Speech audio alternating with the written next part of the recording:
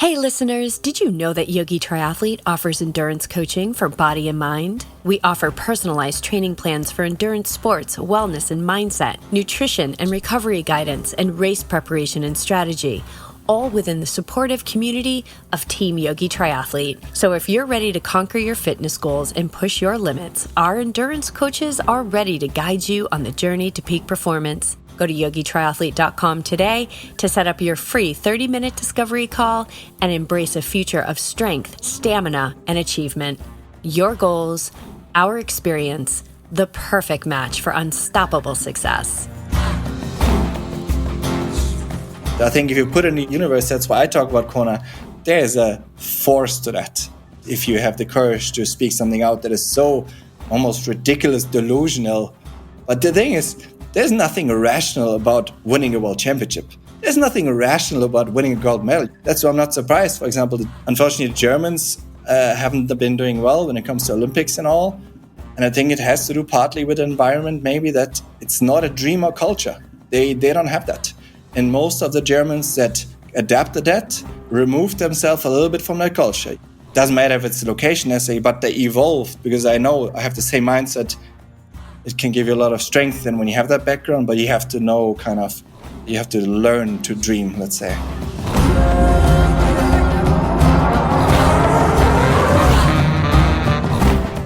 Welcome to the Yogi Triathlete Podcast. This is episode 408. We are your hosts, Jess and BJ, and we're here today with professional triathlete Matti Weitz. But more than that, our guest today is a living example of what it looks like to answer a calling. Thriving as an age group triathlete, Matti was also successful in business as a sports physiotherapist. He was en route to building an empire, and by all means, society would say he should have continued toward the professional and financial success that was inevitable, but that's not what he did. As his passion for triathlon was building, his fulfillment in his profession was falling. And he couldn't help but wonder what life would look like if he put 100% of his focus into his sport. In 2023, Matti took the leap despite his fears and stepped into a role that he could no longer ignore. He's been documenting his journey on his YouTube channel from mindset to frugality, workout sessions and recovery. Matti is openly sharing his story. He is embracing patience, facing fears, and putting himself out there for us all to see as he documents his patient pursuit of becoming the very best in the sport of triathlon. We are thrilled to have him with us today. There's so much more I could say about this guy, but instead it's time to hear from the man himself, Matti Weitz. Welcome to the show. Hey Jess, hey BJ, how are you guys doing? So well, we're just beginning our day and you're wrapping your day up in Finland. So it's amazing that we can connect. That's it. Yes. Getting dark over here, Finland, wintertime, but Central Europe is the same. But I saw you guys just waking up. So I hope you had your coffee. Oh, we're armed. We're all coffee. And I know you don't drink coffee after the morning. So sorry. I even thought I should have a coffee before this podcast. I want to be, give energy to the listeners that just taking their time while they're running right now or cycling, whatever they're doing. So I'm going to try my best. I'm awake. Yeah.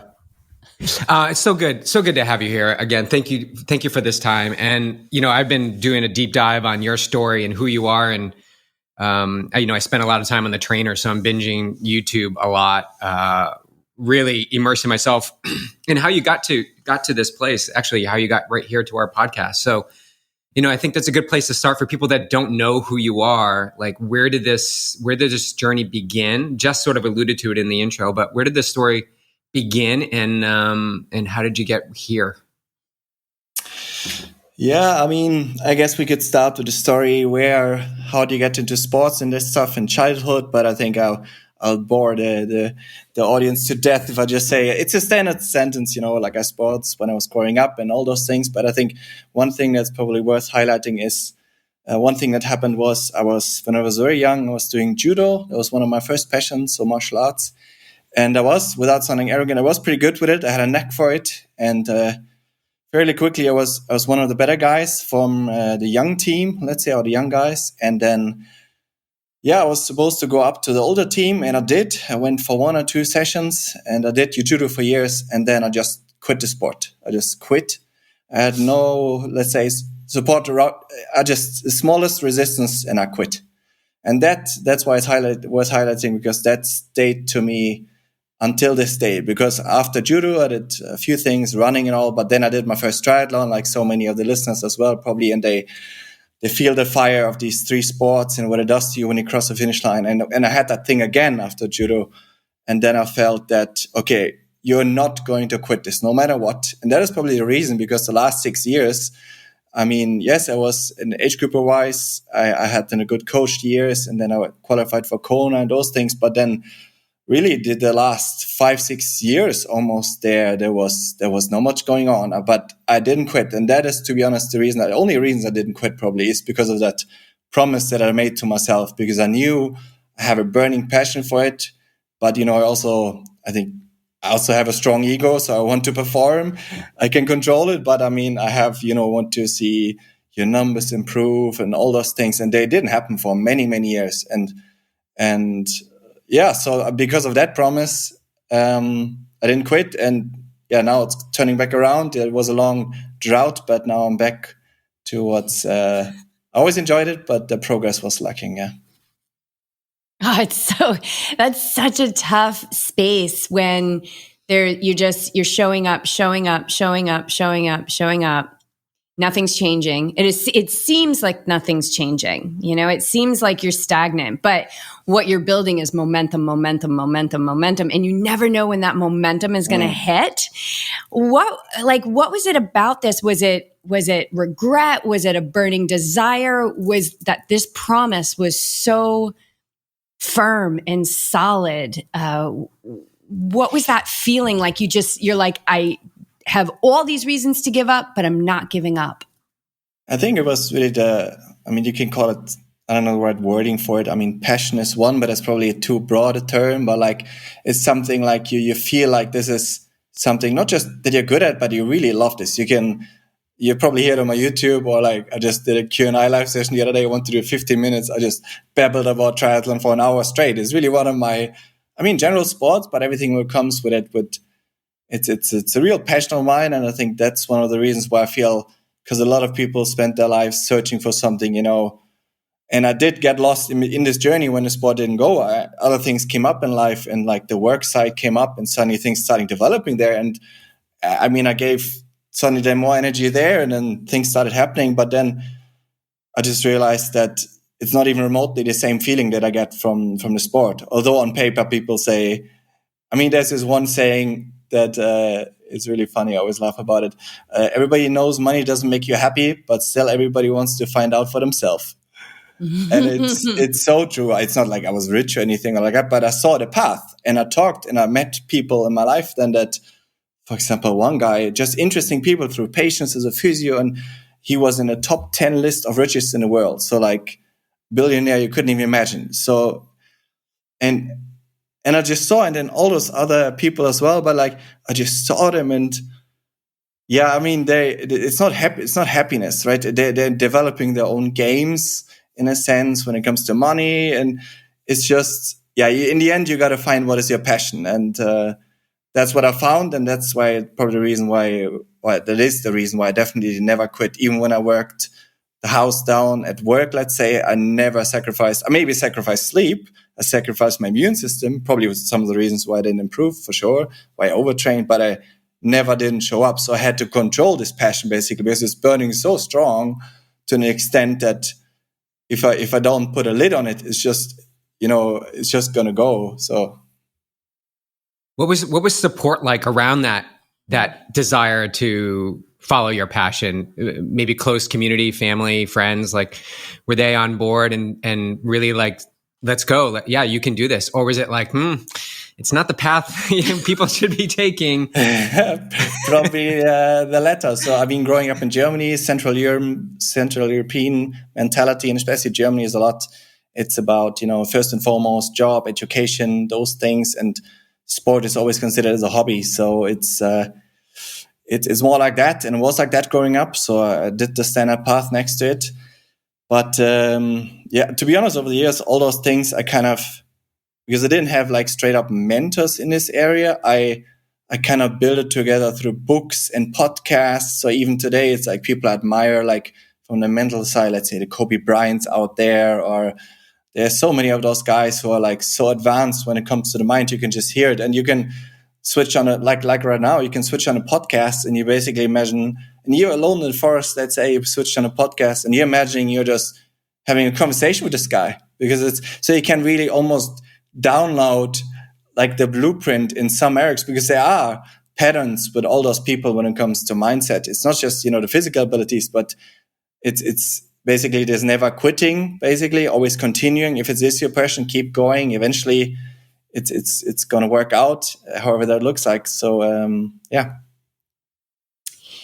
I want to dive into mindset. And this is kind of a mindset piece of it. Is you mentioned something, I think it was in one of your blog posts I was reading about, and you learned this from one of my favorite authors, Stephen Pressfield, shadow careers, that most people will stay in a shadow career. And it seems like you are in one. Can you just explain to our viewers what that is and how you were doing it? Yeah, I literally got the chills right now, because that's really. I read a few books, but from him I read all the books of the Stephen Pressfield as well. And you saw the shadow career. The definition, like you said, is basically you're having a career that is very close to your passion, but it's not the actual step. For example, he has a couple of examples. It could be all kinds of industries. In my case, it was, for example, I knew from a young age, for example, sport and the body was interesting to me. And even medicine came up, but I didn't back then. I didn't have the grades for it. That I was, Germany has a very specific system. So the next step was then sport physiotherapy. Okay, I studied sport physiotherapy, did that. And then after I did that, I treated athletes. I only wanted to treat athletes. And then eventually this business thing came up, and we built kind of clinics and only specialized for like athletes again. And then I had professional athletes that I treated. I did literally every single step except doing the step of being that other person on the other side. So it's the shadow career. Yeah, that was definitely me. Mm. And there's this, I would say it's a false sense of security that when we're in these shadow careers, it's like, well, I'm close enough. Right? Like it's good enough. And also it's secure. Right? You went from, I think it was like in 2.5 years, you went from 2 employees to 20 employees. And it seemed like you could have kept growing and growing and growing. So if you're measuring decisions on paper, you'd still be there, but you were measuring it on something that really can't be measured. It can only be felt. And it's that calling that you had. And is that something, we'll call it intuition. Has that always been strong with you, or has that been developed over the years? It developed for sure, but I think that is, to be honest, something that I had, but it came very rare. So most of the times I was floating through life, but when there was this one thing, I just jumped on it. And for no reason, like there wasn't, for example, the first thing was after high school, there's probably some psychology Freud thing to it, why you're always looking for the more special way and why do you want to be different and those things. I'm sure it's all explainable from childhood. But what the first thing was, after school, there was this military unit. It's more or less a special unit, but it wasn't about the military per se. It was more about, it was in the mountains in the south of Germany. They did, climbing, skiing and all those things. And that was the first time ever, because I came from a protective, also you could call it even spoiled surroundings, let's say, when I grew up. And so that was the first time. And I remember I went to the military guy that basically says, where are you going to go? And they said, you can forget that, because it was 700 kilometers south. It's at the other end of Germany. We never sent one guy there. You can forget it. Not ever did we send one to that unit. And for some reason, I really can't explain that I didn't accept this no. So I wrote them letters, I called them, and that worked out. And that was, to be honest, that was more or less learned on my own, the hard way, because I really wanted it. And from that, it probably snowballed into, oh, wait, if you keep trying, there's actually always a chance it works out. Yes. Yeah, not giving up on that first. And this probably translates into your training as well. Any resistance that comes up that says you've got to hit whatever 3 times 10 minutes at 400 watts, you're going to have resistance to it. So being aware of that conversation, I guess, in your head that's saying, nah, maybe not going to happen, but you can be there for that and actually give it a try. So what is your approach on on giving up before you start or seeing things through? What is my approach? In what sense? Like, how do I deal with it, or how do I? So how working with that conversation in the mind, because you give yourself your own workouts. Right. You're your own coach, so you kind of prescribe this stuff, but you also challenge yourself into what you might be creeping up to that might be just a little bit past the reach. How do you navigate that as you start the session, or even before you get to the session? Do you adjust it? I mean, you're a professional athlete, so you're going to do it, but you got to bump up against some sort of resistance at some point that says stop, just stop, but yet you keep going. Yeah. So when it comes to that, actually, when we talk about the training aspects, I think they had a long learning curve, because I used to do always what you just said. You always finish it. And that, to be honest, was in many cases my pitfall. So to be honest, the more I read into also or hear or podcasts from the professionals, I mean, I hold a professional is a big word for me at this point. I feel like until I hold a professional license, I'm a rookie pro. My life 24/7 is definitely as professional as I can make it, at least. There's not much room. I live like a monk in a sense. So I feel on that side, I'm professional. But in terms of like, until, let's say, you can fully pay your bills, let's say, and all those things, I think then you're fully professional. But in terms of training, I mean, to be honest, noticed, I had over 12 years, I had 7 coaches. So in that time, for example, when I did struggle, I did pivot, not right away, but after 1.5 years later, I feel like again stagnating, I changed approaches. So, and sometimes you can blame the training regime, but I like to have more the accountability side of it. So, I pointed the finger first always at myself. And when it comes to training, I believe even if you have the best coach in the world, and you can kind of see it with the best athletes in the world that do the world titles, they make the decisions themselves. They have a coach, but I feel coach is sometimes even the word that could be, some see the coach as a person who guides me through my life. Let's say I take this coach, he's going to be my world champion. Let's say the Dan Lorangs out there, or even the Norwegian coach. Everybody would think, if I would just train with this guy, I would be also world champion. It doesn't work that way, because once you start to listen into the athletes that are world champion, you kind of see, okay, they are the one that's steering the ship. They have the vision, and the other ones, they kind of jump on board with that and then tailor each of their, let's say, knowledges or experiences and help that person. So, I do pivot, but I had to learn to build a system. So only in the last, let's say, month and a half, I've had really positive momentum. Before that was a bit trial and error. So I switched coaches, or went, let's say, self-coached last July.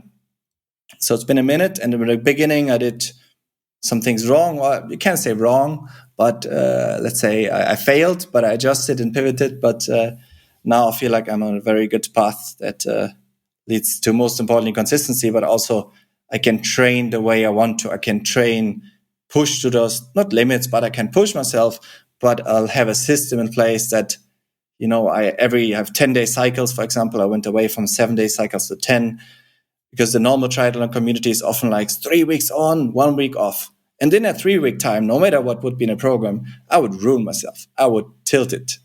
So I would be, by 3 weeks time, so tired that 1 week didn't matter, because I probably got sick. So I have a system of 10 days that I know after the 7th day, I put so amazing quality in, and I'm so proud of myself. And I didn't used to be proud of myself at all. Same in the business world. Even the partners told me, hey, it is really doing really good what you were doing. They even tried to tell me, look me in the eye, as if I wouldn't know.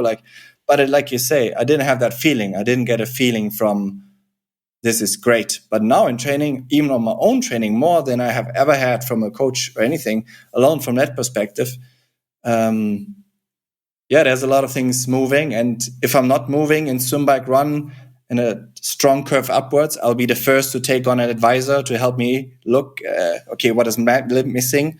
And I have my wife as an objective bounce board. You need something objective, obviously. She's also in the sports medicine world, so she's also a physio. And so she, she can switch that role to someone objective, not just the wife, right? So, I just wanted to pull upon the monk lifestyle. Like, what is monk lifestyle to you? What is it? I know what it is because I've been watching your videos, but what are you doing to live this dedicated life to triathlon what are things that maybe you've cut back on or that you're more focused on? I think even that I had to control, because when I started out and went full time, because you can also, let's say, burn yourself out mentally with that lifestyle. So you have to find that fine balance to what do you need to stay balanced. And for me, that is much, for example.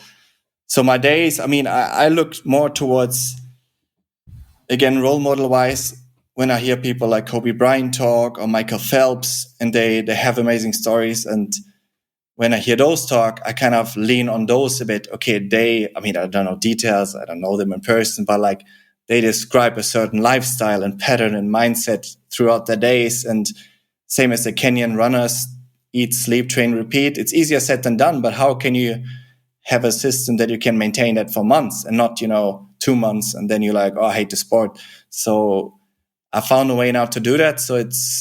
But I do need to, for example, on purpose, because my passion is so burning, so strong during days, like I said, I have 10-day rhythms, 7 days I'm fully on.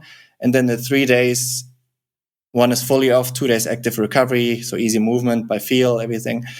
Those I force myself to basically even have almost nothing to do with triathlon as much as I can, just to give my mind a rest. I want to, because when there's stuff coming on, my mind immediately wants to, but I know it's best for myself if I, let's say, go to a city, meet friends, and do other things that have nothing to do with it in order for me to maintain this monk life.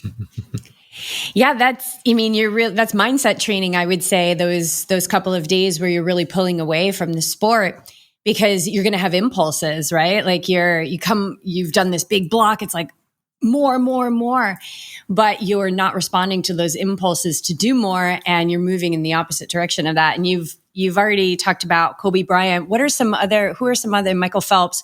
Who are some other people that you pull, mindset, philosophies, and how do you incorporate mindset into, as a training discipline in your routine? There's a few good ones. You could also talk about David Goggins and his books and his stories. He has when you see him, people that know him, they don't know the book, they just hear a loud voice. But for example, actually, I have a tattoo on my forearm. It says 40%. It's actually from that book. So nobody knows what it means. It's from that book. It's more like a stamp for myself. So basically the 40% rule is from the David Goggins. It's from him basically. So it says that you could use it in both ways. On the one hand, you could use it. So it's right next to my running watch. So when you think, for example, he says that the mind has a governor basically in place, like a car, like where you get stopped. And most people quit at the 40% line, he says. And so, for example, when you train yourself over time, mindset-wise and in racing, and you have to, of course, practice gradually in training, especially the challenging ones, that you override that governor to a little extent if there's a place in that session to do that. And over time, maybe you can get to 60% of your capacity. And yeah, so I guess that's the way to slowly build that. I watched one of your videos. I think it was from 2022, about mindset, about, getting in the zone. You had kind of 3 different parts to it. And you talk about, kind of getting into that silence, without saying the word meditation. You were describing a lot of the techniques that we use in meditation, concentration, being able to concentrate the mind. You had talked about a body scan.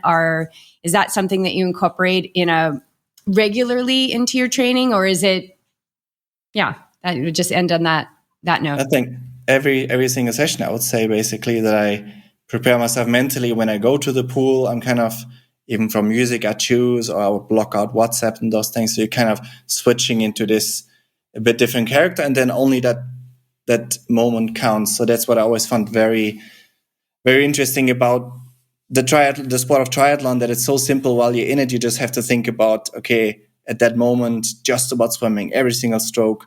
So staying in that moment, especially with a long distance, when you have this for 8 hours, let's say, I saw it as a holiday. Yes, it was physically challenging, but it was mentally so so amazing to just be present. And so that's probably why I love training so much. And that's probably one of the reasons why I am doing this now full time, because I do love to be in that space when you're just in a moment, nothing matters except feeling your body. It could be even a bad day, but then you try to think, okay, how do you switch that mentally? And like, do you have to adjust? Do you have to change? So it's, most athletes will know this journey and will have experienced it.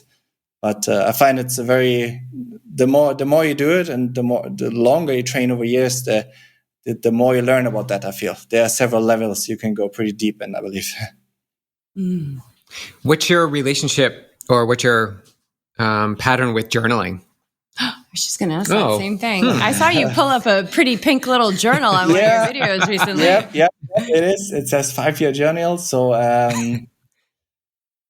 I always used to like the writing part. So I used to even write blog posts on those things, not just so much for others, but I feel like this actual writing part does something to your brain. I mean, I think it's even proven that when you write things down, you kind of get a different perspective on things. And I start that in the morning now. Right now, the journaling I keep it short. So for now, if I feel like writing more, but now just write 3 things every single morning I'm grateful for. So that just gets you in the right space to start the day. So, because some days when you train hard, especially when you're towards the end of the blocks, you're just very tired. So it's very easy to be in this emotionally compromised brain. If you don't steer your brain, it's going to monkey brain. It's just going to say, okay, everything is bad. Oh my God, now you have to do this swim session. Oh my God. And this kind of pulls you out of it. It's very simple. It could take you 2 minutes and you just write 2 things. Could be anything. Could be about training. Could be about anything, but anything positive. It just switches your brain. I feel like it really helps. You had a strong background in martial arts. We talked about that at the beginning of the podcast. And martial arts is so much about the mind. And I won't even go into the qualities of what I know of martial arts. But how did that, so long ago, how do you feel like that has informed what still carries over for you from that martial arts background? That's a good question. I've actually never thought about that link.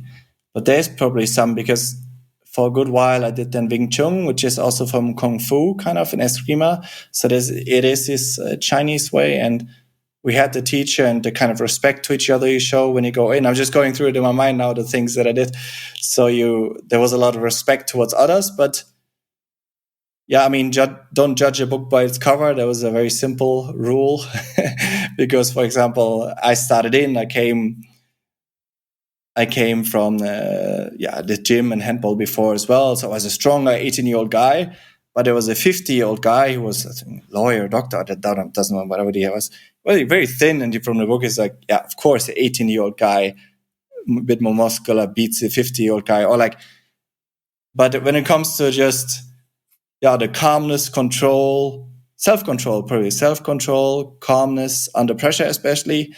Because when you are in situations when you're physically taxed, and also, of course, it's a training environment, but you're also going to places when you get some instincts of introduction of, if you go further that route, you might die. Let's say the choking feeling or other things. So if you're often in an environment, of course, you're in a safe environment, nothing would ever happen, but you get maybe more.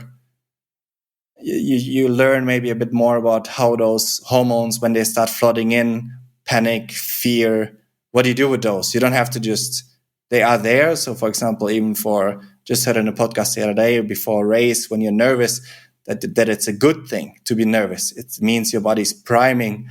And I can really say that's true. 2018, that was my second Kona, and I had a bike crash before, and I was there. And I remember before the start, it was just before, I was sitting under a palm tree. It was 10 minutes before the start. I did warm up already. Everybody said probably, he's meditating, he's sitting so calm there. I was asleep, and that's not good. And it did not go good at all. So you should be nervous, and I wasn't nervous. So you should definitely be nervous. I've had that too. I've been too calm before a race, and no bueno. Yeah, it was not good. Like, I didn't load my nutrition onto the bike, and just stupid mistakes, because you get into this kind of like, it's all okay, but you still need to take action. You still need to be, as we would say, awake and ready for what's going to be coming your way. What was the speaking of that, like anticipation, what was the first pro race like? Was it in Sweden, Challenge Sweden? Was that your That was first? Sweden, yeah. Yeah. I mean, last year was anyways riddled with sickness and all those things, so I never really got to fitness and a lot of things. But that's not sounding excuse, but I'm actually grateful for all those things that happened now as a learning. And all those experiences were good. They were extremely painful, especially coming out of that first pro race, which was such a disappointment. I think I was one of the last pros there, really, to be honest. I mean, it was swim. I didn't come from a swim background, wasn't completely terrible, but the rest, bike and run as an age group, I did a lot better than that. So I really had a, let's say, bad day. So it was really like not this fabulous, oh, your first pro is so great. And it was really bad. I mean, in the end, you have to realize nobody cares. Nobody cares if you do well or not. Like, nobody cares. But like, it did hurt, but it just forces you to do changes. I think when you have resistance like that in your life, however painful it, I believe Tony Robbins called it the pain threshold. That's something that really resembled with me, because same back in the workforce, there has to be a certain pain threshold of whatever you want to call it, pain or resistance, for you to change sometimes. When it's a really deep thing, you always knew, like I said, for me to drop my shadow career, there was a lot of resistance needed in order to actually make that step, because there's no reason. It's not like I got 5 world titles and as an age group and everybody says, hey, when are you finally turning pro? It was none of that, right? But I knew, my God, and that's why I'm doing it. And I'm still convinced. I know when I give my all to it, that over time I can do something special. I don't know what that is, but I know it's going to be special. Yeah, and I love that. Well, that's the belief. You believe, right? And you don't need anybody else to believe. You need to believe that you can go and get this Kona slot that you're going after. But you're also taking time element out of it. Although I'm sure you're bumping up against it. I think one of your recent posts, like, is Oceanside, like in Texas, too quick? Like, where do I stand? So you bump up against it, but it's long term. You're committed to this. So what does it take for you to believe? Well, you do believe. So what does it take for someone to kind of detach from that timeline, saying like, I need to get to Kona this year or else I have to throw this all away?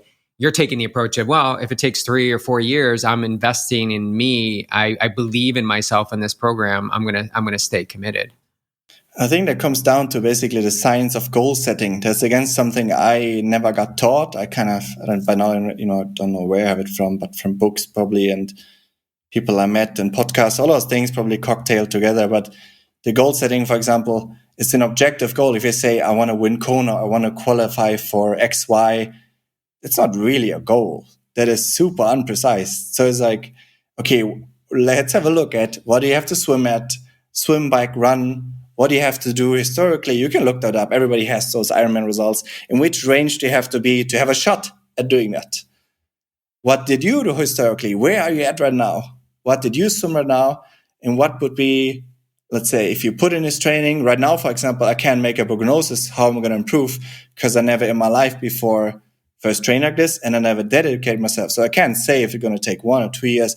I don't know, but I just know that I'm doing everything I can right now, and really everything. And now I'm seeing the fruits of my labor, which is amazing to see. So I believe for those people that are having these goals and it's basically something really objective that you described, and objectivity, and like it's basically comparison is the thief of joy, and that is basically what it is. If I would say Oceanside, or let's say especially Texas, is only a pass if I qualify for Kona, I think I'm not going to be. I don't know if you're going to be very motivated for long in the sport, because athletes, from all I hear, they have way more failures than successes, way more. So even if they win once, you're going to feel good for 2 days. Then you lose 5 times. You're going to each time suffer for a week, maybe. So it's like, yeah, I think this process-driven. I just listened to a podcast an interview from Michael Phelps. He talked about it, that he never talked about competition. He only talked about his splits when he was 11 years old. He said, I want to swim 55 and that by that time, by Christmas, that. So it was all about time. So basically it was all about his journey. So I'm kind of trying to do the same, that I'm just focusing on my numbers, my things.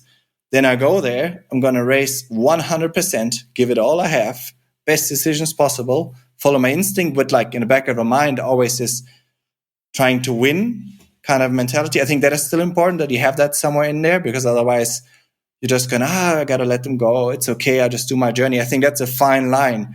And it's also hard to communicate because you don't want to sound arrogant and say, oh, I just want to win, because that doesn't sound right either. But I think you need to have this fine line. But in the end, over half distance or full distance, within 5%, you can almost predict what you're going to do. It's not like you're going to be 20% better just because you have a good mindset on a day. It's just, yeah, so that's my 2 cents to it.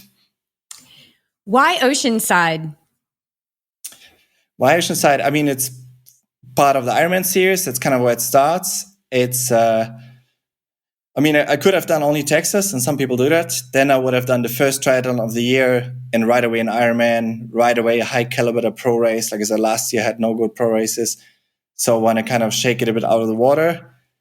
And I only heard good things about it. It's a massive challenge because, to be honest, to be competitive for half distance as a pro, if you don't run under 30 minutes in 10K, you're going to be left behind. So I know, for example, I have specific goals for swim and bike. How can I be there? But I know if I run a 1:15 on that course, it's going to be amazing for me. Even 1:16, I didn't do this. So you have to put things in your journey and perspective. So we'll see.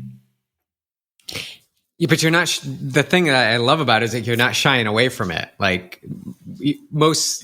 not most, I would say some pros will eye the races like, well, I can finish, go to these obscure races or locations. And it's like, well, I can finish, there's only 5 pros there. So, at least I'll be top 5, You're going after one of the biggest half Ironmans to kick off the season and not shy of putting yourself out there. And I think that takes, it takes courage and it takes belief. Again, back to that belief, but it takes a lot of courage to put yourself into that position to see what's possible for you, and always having on those blinders that sticking to Matti's plan, even though there's all this stuff going on around, and you're in the social world, you're in the the world of news and social media, so it's got to be a challenge sometime not to be inundated with the external stimulus. Absolutely. I mean, it's not like I don't have the fear of failure voice. I have it very loud in my head, especially when it comes, like you said, to the 70.3 distance, because I know, I mean, for Texas, also because I'm going to be mainly focusing on Texas, to be honest. If I'm going to be, forget how I am right now, but like if I would be extremely prime in Oceanside, like if I would win Oceanside, I would have doomed my Texas race more or less. You can basically say physiology-wise, oh my God, good luck in Texas. You're going to have a long day. So the thing is really like that a little bit. So, but in the end, like you say, I definitely have fear of failure, of embellishing myself and all those things. But like, again, Kobe Bryant quote, get over yourself. I think he said it. Get over yourself. Like he has a moment when he failed the biggest shot and everyone. I mean, it's not even a stage. Like nobody cares what I'm doing, right? Even with YouTube and the people that really love you and care about you, they don't care if you're first or last there. They're proud of you. So, but it is for sure. It's not like I'm going there. Oh my God, I'm going to ace Oceanside. It's going to be so amazing. Oh my God, I'm going to be first. It's not like that. Like I really don't know how it's going to go. It might go good and terrible, but I think the fix for that, for staying process driven and not sulk for a week, because then I would be mad at myself. If I would have a bad race and sulk for a week, then I would say, oh my God, you really failed. So I think the fix for that is mentally going back to work. So the next day, let's say, going back to work in terms of training might just mean a 30-minute bike ride. But it doesn't matter. But not like you change your rhythm routine the next day. So you stay this process-driven and kind of leave the past in the past and then just focus on each day. There is the Carlsbad 5000, which is the fastest 5K on Sunday after Oceanside, if you wanted to line up for that. A run race. Yeah, the next day. Right. I'll be doing it. Yeah. Come join. Yeah, BJ's always trying to. He's always trying to recruit people to. We have a young athlete. He's 12. Is he 12? We have a 12-year-old athlete who's a very fast runner, and so he always targets the Carlsbad 5000. So BJ, as his coach, is going to run with him. So BJ's always trying to recruit people from the Oceanside course to come and run the 5K the next day. I'll be sipping coffee along the Pacific Coast Highway. The next day, so Monday. No, it's Sunday. No, right? it's Sunday. Mm-hmm. Yeah. All right. I mean, I can do a jog, but maybe not full gas. Probably going to be pretty sore. But, I'm going to be there either way. So, yeah. Yeah. Oh, good. Well, the Oceanside Run course is deceivingly fast. It's a lovely course. It's a really, really great course. But to get back to that, like, you're human, right? We're gonna have emotions that come up. Do you give yourself a little grace period of like feeling disappointment? I know you're really good at like moving forward, but how do you honor like what comes up without stewing in it for days? And I think that's mindset, right? It's like, don't stew in it for days. Don't be in those thought cycles about what you're feeling.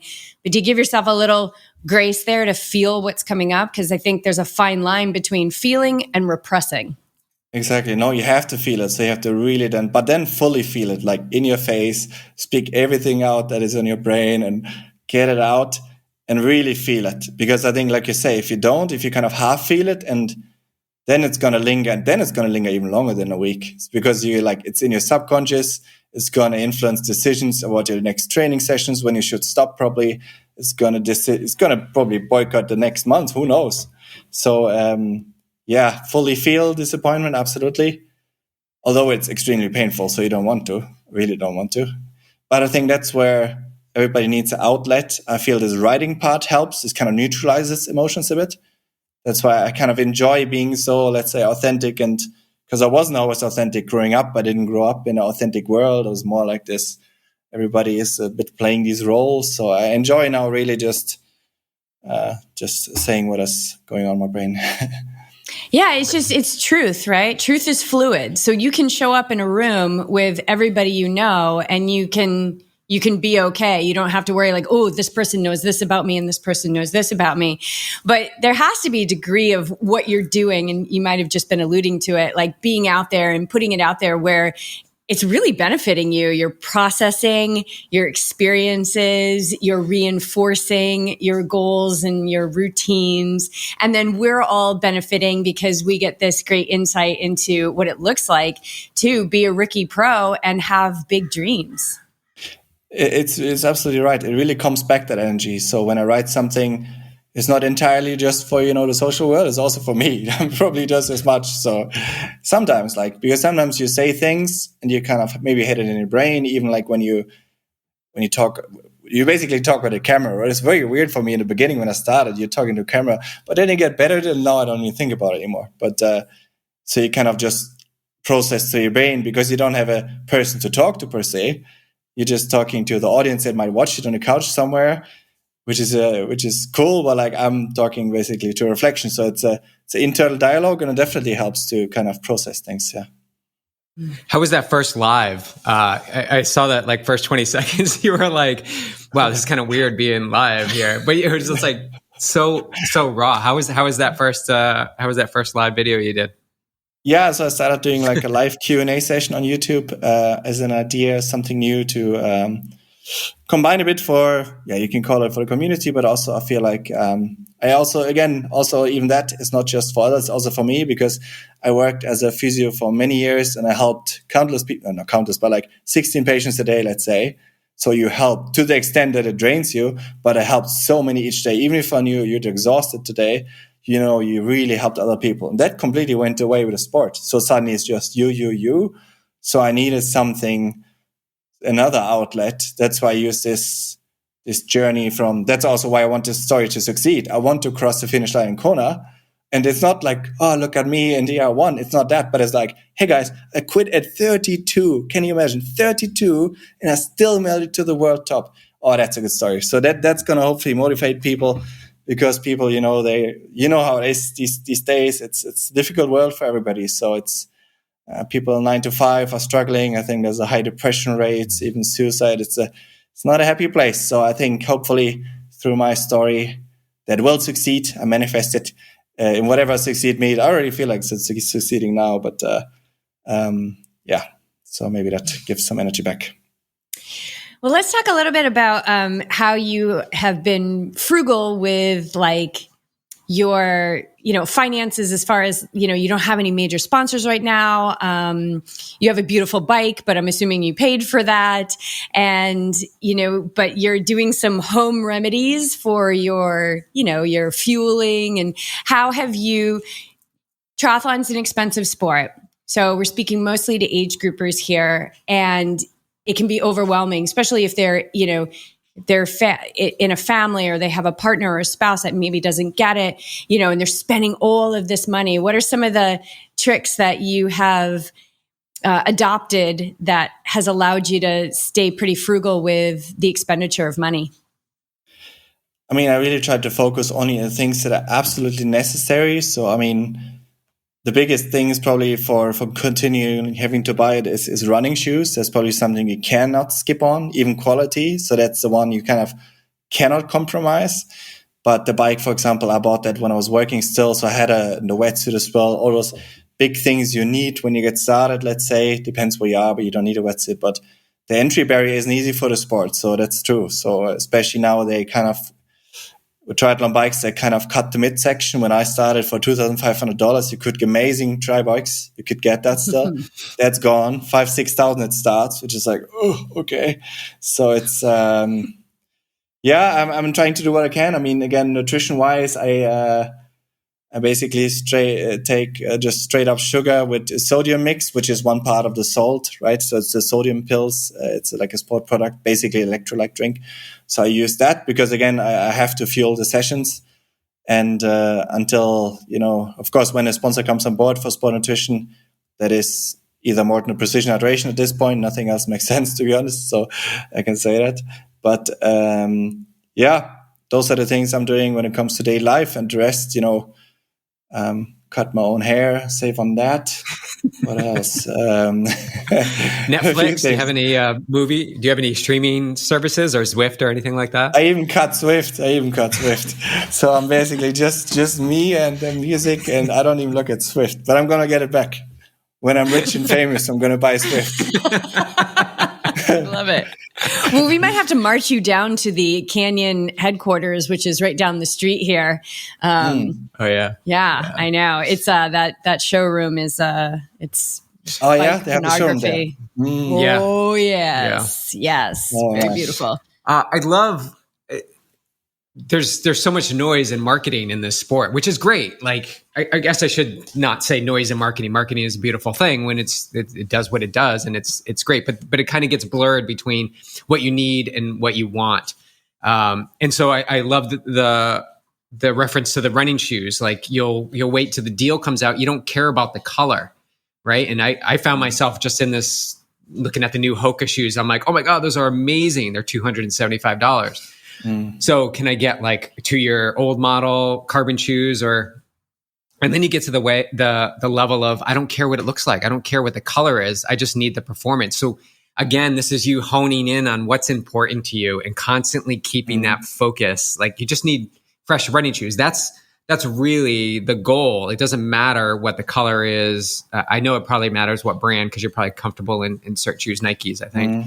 So sifting through that noise, I think, is an important element to not only professionals, but to age groupers too, to get into this sport.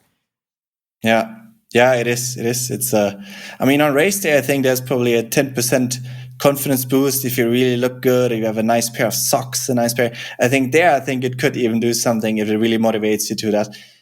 Or even, like, to be honest, if you're having a full-time job and if the one color costs $20 more than the other, and that one color maybe motivates you to get out the door after a long day of work, I mean, that is a well-invested $20, I think. But at this point, for me, I sifted through everything that's kind of broken down to a minimum, and then I don't care about the color at this point. So, I like nice colors of shoes, don't get me wrong, but cutting on that, So you just got a bike fit. How did that all work out? Really good. Yeah, I was really surprised to. I mean, again, I'm tweaking what I can. I know, for example, it isn't enough if I just get my watts up. It's just half of the game almost when it comes to long distance cycling. So I knew if I don't improve aerodynamically and like on that whole setup, if I don't improve, it doesn't matter if I get more watts. I need both. So I would obviously, if finances were an issue, I would just say, I'm going to fly to UK. I'm going to do wind tunnel testing, this, all those things that would be banked and booked 3 times a year at least. I don't know more, no idea. But So what can I do right now? So, okay, I found these small pages on Instagram. This guy for $80, he makes a 3D printed bottle holder, the same as like the pros have from Canyon. Okay, then this other guy, this other page, here, another $70, he makes the drink holder. Then the bar, the bottle is going to be between my chest. It's going to be 8 to 10 watts. And just like fiddling it together like that and finding inspiration from what's out there. And then I built that together. And again, found, it was a bit luck because I knew, for example, the UK time trial scene is very good. You can see how people like from the UK, Ruth Essel, Alistair Brownlee, how they sit on a bike. You can see, you don't have to be a scientist. You just know that is aerodynamic. You can just see how they're sitting on that. And I knew also before I lived in the UK, but so I knew the UK time trial scene is just a lot of traditions. So they really know a lot when it comes to that. So I got in touch with one guy from the UK, and luckily it was possible via online as well. So we did it via like a Zoom fit. And I mean, it's a bit hit and miss. You don't know what a bike fit. You probably know it's a bit maybe like a hairdresser sometimes. You just don't know what you're going to get. But I was lucky to have a really good one. And I could have never done this on my own. Never, ever. Comfort, power production, how it feels. And so now I feel, okay, with the finances that I have possible, I invested on total with 3D printed and bike fit, maybe 400. And I'm pretty sure that 400 will get me a long way versus not having spent that 400. So, yeah. Nice. What's the grand vision? What's the big dream that you hold? I mean, the dream started really, it's all about Kona, to be honest. So it's all about Hawaii. And I've been there, like I said. I mean, you guys have been, right? Mm-hmm. Yeah, of course. I mean, I've seen BJ on the website. You have done it a few times. It's probably, we are the right people to talk about it, because that place, some say either you hate it or you love it. But when I arrived in an island, I knew immediately I loved this place. I wasn't like, oh, this is so hot. I went the first time out with a bike on the road. I feel like I was flying past everybody, although was going easy. Everything felt kind of easy and natural. And then I read all the books from Mark Allen and the story behind it and the island, and it just everything clicked. So always when I was there, it felt like a really special place. So there is some energy on that place. That's for certain. So, but yeah, the moment probably. Again, I said earlier when I was 2018 there, and I was falling asleep before the race, overtrained like hell and everything. So I was shuffling along. I remember that was one of the, you could probably call it awakening moment or calling. I don't know what to describe it. I don't know if it was my subconscious screaming, but I think I never had that in my life, I promise. Only once in my life that a voice or my own voice in my head really loudly talked to me, like a shock moment. I was in the race. I was not... Ali Drive anymore. I was already in Queen K just on top, and the pros were coming against me, like the first top 10. I was just going out towards there, and I was shuffling along, feeling miserable, tired, and everything not moving at all, like, oh, this is horrible, and all those things. And then suddenly, like, I saw the first 10 pros coming, like a voice literally shook me. What the hell are you doing here? Really loud, like a whip. I was just thinking nothing, like a whip. What the hell are you doing there? Why are you not on the other side of the road? That was really like that. And that, again, that is probably the second moment of my life. On the other, first was the judo promise, and this is the second one. That was so crystal clear. And I was like, oh my God, what was that? And that definitely gave momentum for what came afterwards. Not enough to kind of change right away and say, I'm going to be a full-time athlete, but like it did a lot. I never forgot that. No. How'd you finish that race? Did you pick it up, or were you on that run? Energy. I think I never had it like that. I was so overtrained. Literally, out of 42 kilometers, 1 kilometer felt good. I promise you. I never had it in my life. Never. But I finished, of course. Always finished. Yeah. Tried to not walk and always finished. So that's also a promise I'm going to make. I'm not going to do this. I think Ironman is so much a mental sport. You cannot go in and say, but there's also an Ironman next week, because you're going to have at least, I assume, even Jan Frodeno talks about it, when you bring the world title home, you have 10, 15 moments when you just think, oh my God, I'm going to fall apart now. And if you give yourself the door open and you see what the pro athletes happening, they spiral into their DNF phase.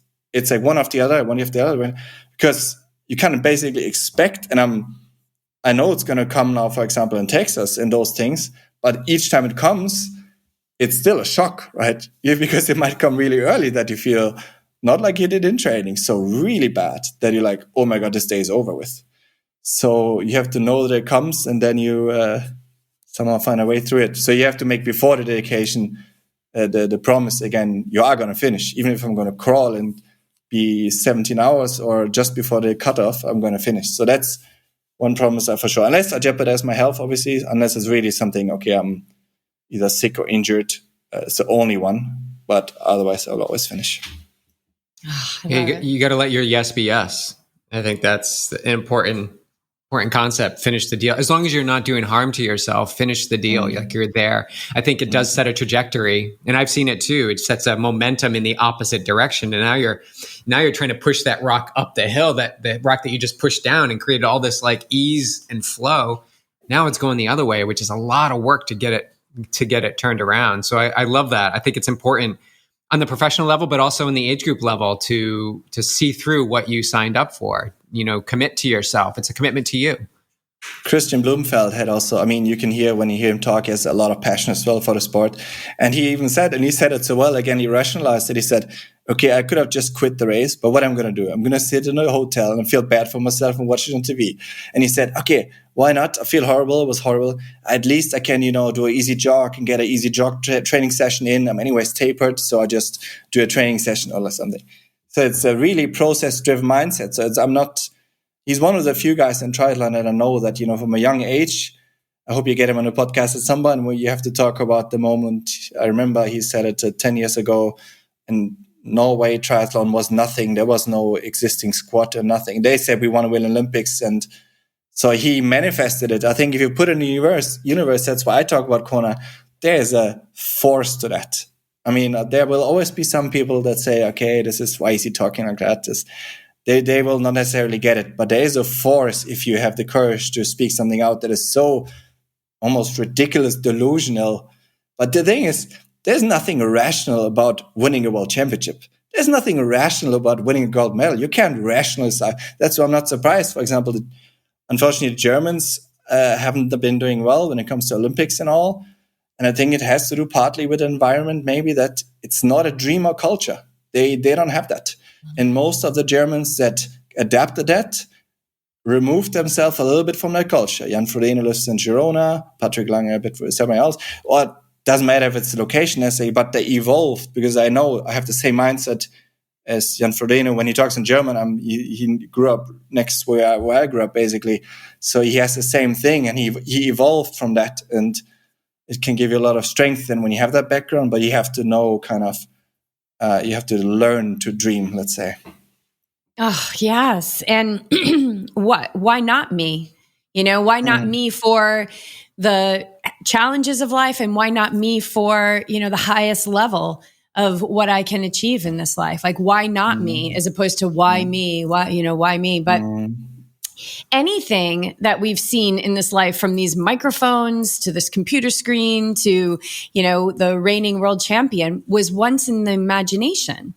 But we dismiss the imagination. We're so driven by, what makes sense on paper, but not all of us, right? So if we were, then the three of us wouldn't be sitting here talking today, because the three of us are examples of what it means to, take the paper and put it aside and follow the dream. So I love that. Like we have to, it's a beautiful message, like hold that dream. And if you really boil it all down to science, like attracts like. So if you just keep moving in that direction, the yogis taught this thousands of years ago. And Albert Einstein proved this as well. Like, you can't not achieve it. Like, it's impossible not to achieve it. If you just stay focused and you just keep going and you release that timeline and you stay true to, what's sitting on your heart, you're going to get it. You'll be challenged, but you're going to get it. Yeah. I love that. That sounds really, yeah.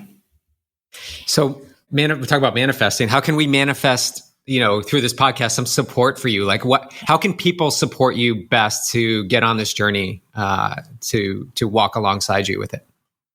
I think one momentum there's a bit of momentum now on YouTube. So if you want to have a look at YouTube, look at the journey, how that is going. And otherwise, I'm also coaching a handful of athletes, not too many. I mean, 5 to 10 max. I really want to give 100% because I know myself, I missed 100%. So if I had 20 athletes, I would give them 100%.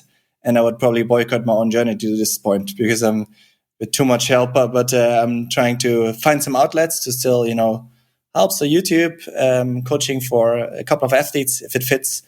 And sponsor-wise, of course, you have to find a connection with the brand that it works for both sides. But I do believe at this point, for most triathlon brands, I don't have a CV in the sport, right? So I'm basically new in the profession. You need a CV. It's fine and dandy if you have a little YouTube channel. I get that, but you need to understand, okay, what is that CV? How is this swim bike looking like? What is this right now? So after Oceanside in Texas, for example, you have a little bit something in your CV. So now I have nothing. So I understand. So it's part of the journey. That's why I'm not pressing on that. I'm not looking for something on. I know when I'm following my journey, and when I'm good enough, like brands and companies will come to me. Yes, they will. They'll be running to you, I'm sure. Well, we'll see you in Oceanside. I will be spectating that day. BJ's racing, so you probably won't see much of each other. But we should see each other, of course. Yeah. What? You'll be maybe on the run course. I don't know how the course works, but with loops and stuff. No, I mean bike not is no loops. So. Yeah, I may. Maybe in transition. Before the race starts or after when you're packing up your bike and BJ's going out for the run.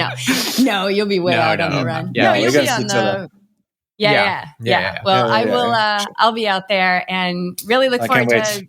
Yeah, look forward to meeting you in person. Will you be staying in the U.S. between those timeframes?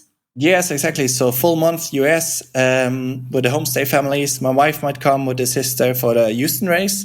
First one probably not, but Houston probably checking in for that race to fly in. And otherwise I'll be more or less on my own. So I'm happy to have you guys there and meet, and anybody who wants to meet up and say hi. Yeah. That sounds wonderful. Grab some coffee. Matti, thank you so much. We've really been looking forward to this, and it did not disappoint. So appreciate your time. And thank you again. Yeah, it was good fun. Thanks so much, guys.